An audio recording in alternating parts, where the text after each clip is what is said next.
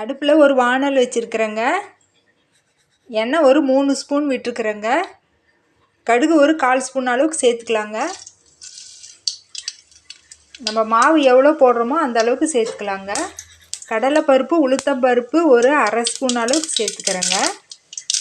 இது நம்ம விருப்பங்க, எவ்வளோ வேணாலும் சேர்த்துக்கலாம். இப்போ இது பொரிஞ்சதுக்கப்புறமா வரமிளகாவோ பச்சை மிளகாவோ சேர்த்துக்கலாங்க.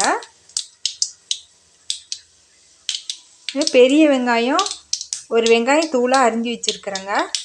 கருவேப்பிலை கொஞ்சம் கிள்ளி வச்சுருக்குறேங்க. இதை இப்போ சேர்த்துக்கலாங்க.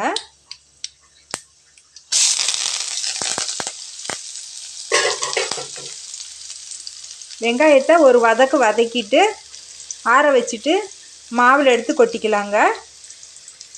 கொத்தமல்லி தழை போட்டு மாவில் கலக்கிக்கலாங்க. எல்லாருக்கும் வணக்கங்க. இன்றைக்கி இட்லி மாவில் ரவா தோசையும் ரவா பணியாரமும் செஞ்சு பார்க்கலாங்க.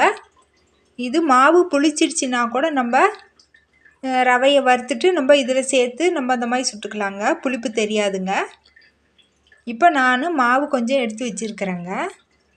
இப்போ ரவை ஒரு 5-6 டேபிள் ஸ்பூன் அளவுக்கு எடுத்து வச்சுருக்கிறேங்க. இந்த ரவையை நான் வெறுமனே வறுத்து எடுத்துக்கிட்டேங்க. கொஞ்சமாக லேசாக வறுத்து எடுத்துருக்குறேங்க. இப்போ இந்த ரவையை இது மாவோடு சேர்த்துக்கலாங்க.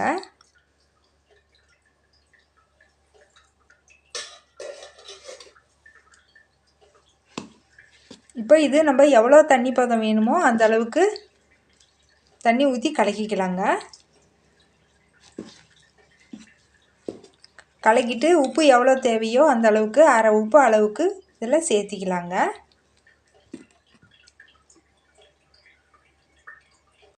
உப்பு சேர்த்துக்கலாங்க. சேர்த்துட்டு தண்ணி ஊற்றி நல்லா கலக்கி எடுத்துக்கலாங்க. இப்போ நம்ம தாளித்ததையும் இதுலேயே எடுத்து கொட்டி கலந்து எடுத்துக்கலாங்க. கொத்தமல்லி தழை கொஞ்சமாக போட்டு. இப்போ மாவு கலக்கி எடுத்து வச்சாச்சுங்க. அடுப்பில் ஒரு தோசைக்கல் வச்சுருக்குறேங்க.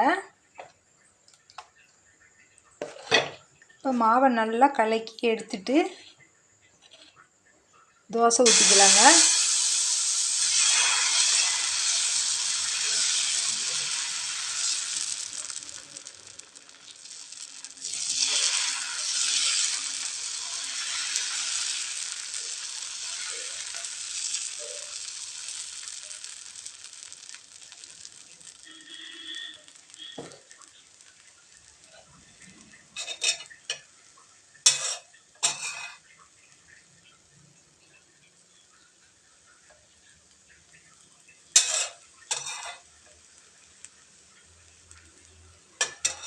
வெந்ததும் திருப்பி போட்டுக்கலாங்க.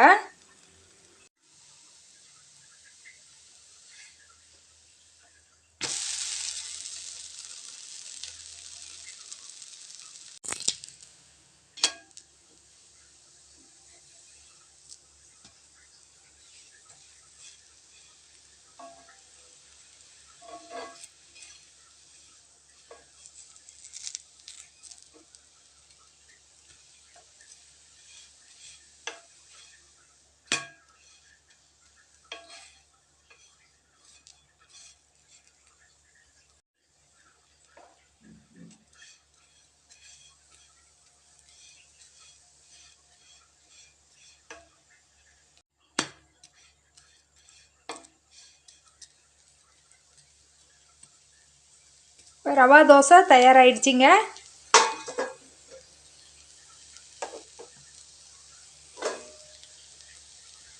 அடுப்பில் ஒரு பணியாரக்கல் வச்சுருக்கிறேங்க. அதில் எண்ணெய் விட்டுருக்குறேங்க. இப்போ மாவு எடுத்து கொஞ்சம் கொஞ்சமாக அதில் ஊற்றிக்கலாங்க.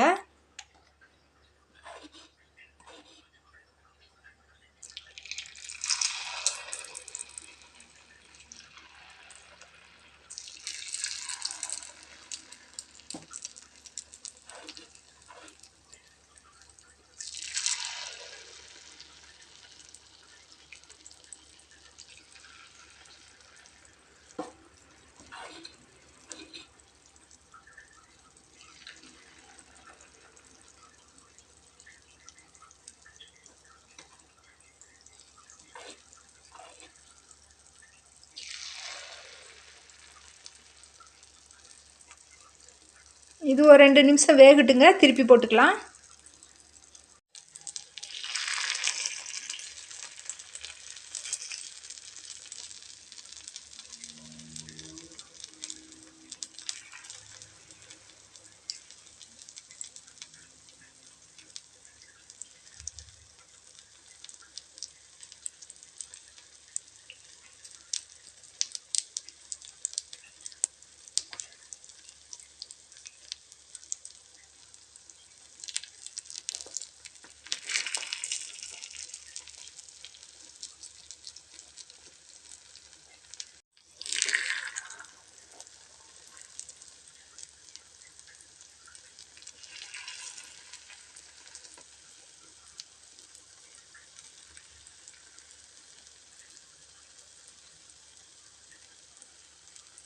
இது இப்போ ஒரு 2 நிமிஷம் வேகட்டுங்க, எடுத்துடலாம்.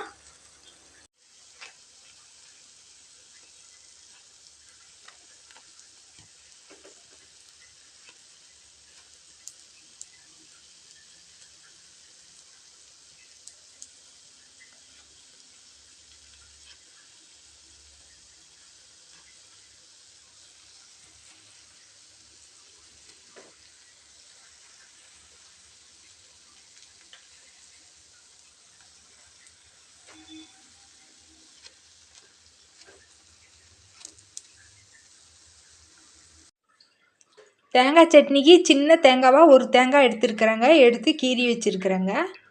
பொட்டுக்கடலை ஒரு 5-6 ஸ்பூனுக்கு ஒரு 5-6 டேபிள் ஸ்பூன் அளவுக்கு எடுத்து வச்சுருக்குறேங்க. மிளகாய் நம்மளுக்கு காரம் எவ்வளோ தேவையோ அந்த அளவுக்கு எடுத்துக்கலாங்க.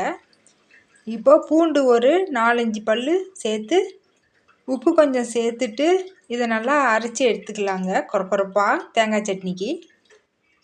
இப்போது சட்னி அரைச்சி வச்சாச்சிங்க. கழுவுன தண்ணியும் ஜார் கழுவியும் தண்ணி ஊற்றி வச்சுருக்குறேங்க, அடியில் கெட்டியாக இருக்குது. இப்போ தாளித்து கொட்டிக்கலாங்க. இப்போ ஒரு வானல் வச்சுருக்குறேங்க, இதில் ஒரு 1/2 ஸ்பூன் அளவுக்கு கடுகு சேர்த்துக்கலாங்க. இப்போது கடுகு பொரிஞ்சதும் கடலைப்பருப்பு உளுந்தம்பருப்பு தேவைன்னா போட்டுக்கலாங்க. நான் சேர்த்துக்கல. நான் கருவேப்பிலை கொஞ்சம் அலசி எடுத்து வச்சுருக்குறேங்க. இப்போ கருவேப்பிலை சேர்த்திக்கலாங்க.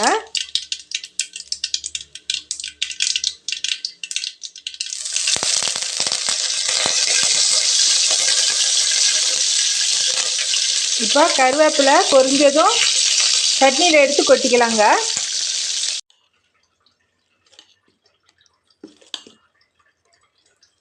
அவ்வளோதாங்க, சட்னி தயாராகிடுச்சிங்க. நம்மளுக்கு எவ்வளோ தண்ணி பதம் வேணுமோ அந்த அளவுக்கு கலந்துக்கலாங்க.